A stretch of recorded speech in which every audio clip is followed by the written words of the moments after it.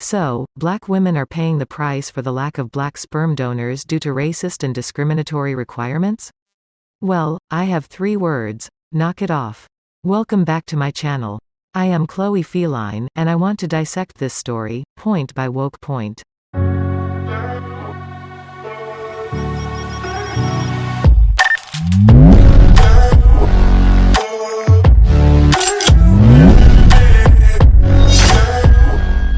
I'll play the video first and then the actual news article mixed in with my commentary. Face a nationwide shortage of donors who may share their background. CBS News analyzed the numbers at 4 major U.S. cryobanks where the sperm is donated. We found that 53% of available sperm is from white donors, while, listen to this number, less than 4% is from black donors.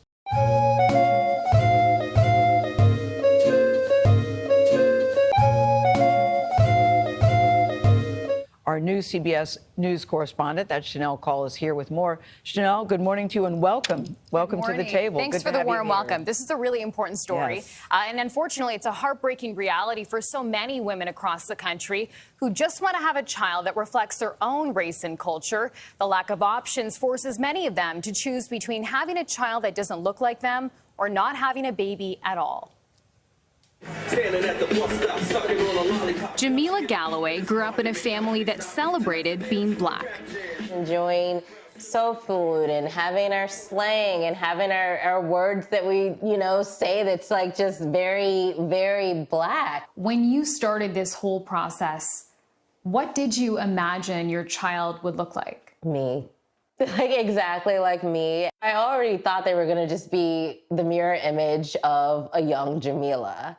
And that included being 100% black. Now, at 40 and single, Galloway is using a sperm donor to get pregnant. But when she filtered the search for donors of her own race, the number of options went from hundreds to a handful. It literally felt like you were on a hunt. It almost felt like I was having a bit of my decision taken away from me.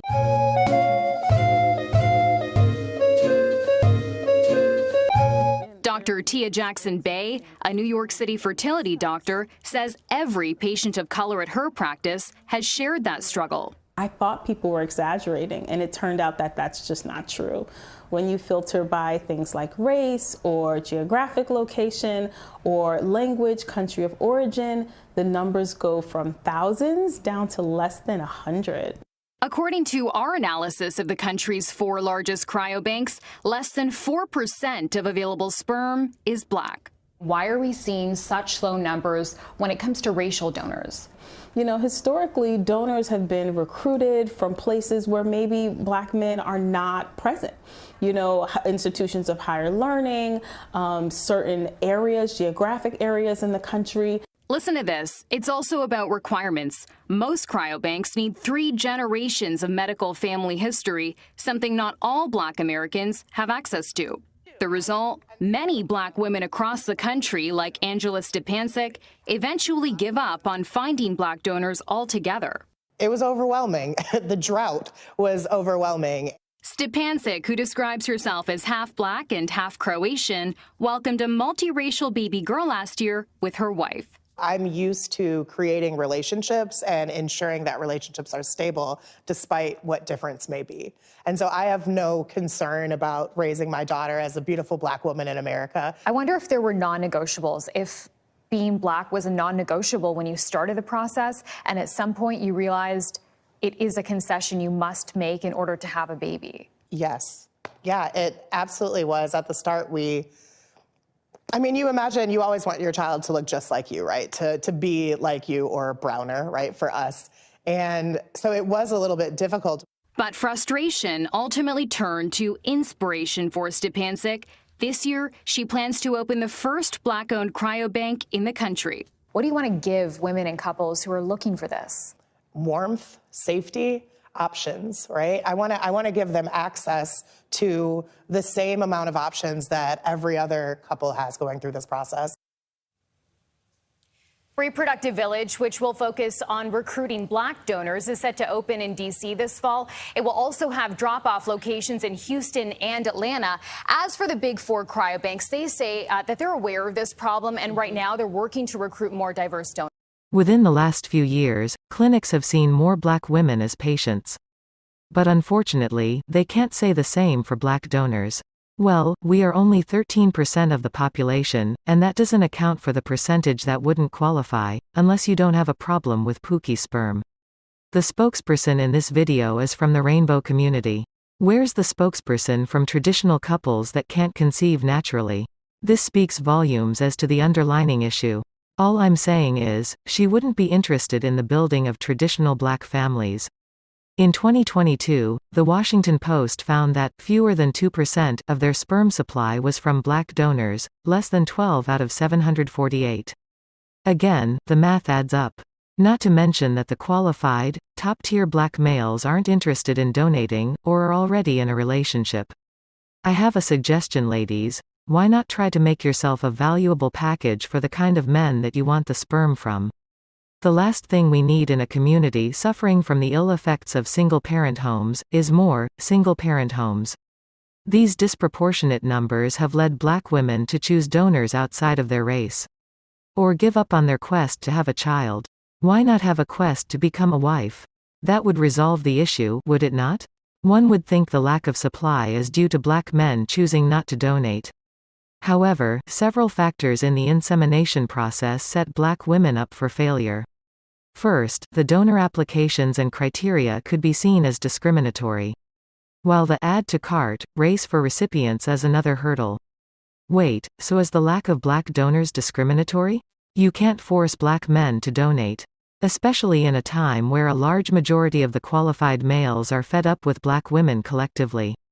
That's the part that they won't ever talk about.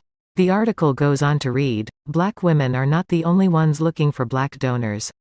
I guess that debunks the dusty black males narrative. Along with the race to pay, the race against time is also a factor. The Post mentioned one woman in the study had to wait almost 2 years for a black donor to be presented to her.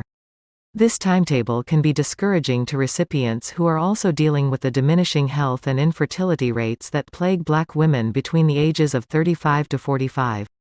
Of course, it's called hitting the wall, but that's another story. In a nutshell, black women collectively wait too long to start thinking about families and long-term relationships, preferably leading to marriage. I'm not saying that non-traditional families aren't legit. I'm just looking at the big picture. Some cryobanks also reject donors who do not have at least a bachelor's degree. Donors are also sometimes asked to provide health records dating back 3 generations, which can be hard to obtain for some. Again, this can point back to one vital question. Who is collectively raising the flock of black males in modern times? So, if there aren't enough qualified donors, whom should they focus on? But in this woke society, this will never happen. Business Insider states, FDA regulations prohibit men who have had sex with men in the past 5 years from becoming anonymous donors. So, besides pookie and dem donors not accepted, this is another hurdle. Angela Stepancic was one of those women and chose to do something about it. A recipient herself, Stepancic was inspired by her difficult journey to find a black donor, which ultimately failed. I have nothing against the rainbow community, but just to remind you that this is the spokesperson for the troubles that black women are having finding donors. It's America, we're supposed to have all the choices that we want, but we really don't have any choices in this process, and this is the one process that really impacts our legacy the rest of our lives, our future. As a family and as a people, she told CBS News. Miss, in my opinion, the way to achieve this is through marriage and/or committed relationships, especially when you throw in the word legacy. In 2022, she opened Reproductive Village in Washington, D.C. The cryobank prioritizes black donors and recipients and intentionally has drop-off locations in minority-majority cities, including Houston and Atlanta. Stepancic said she wants to give them access to the same number of options that every other couple has going through this process.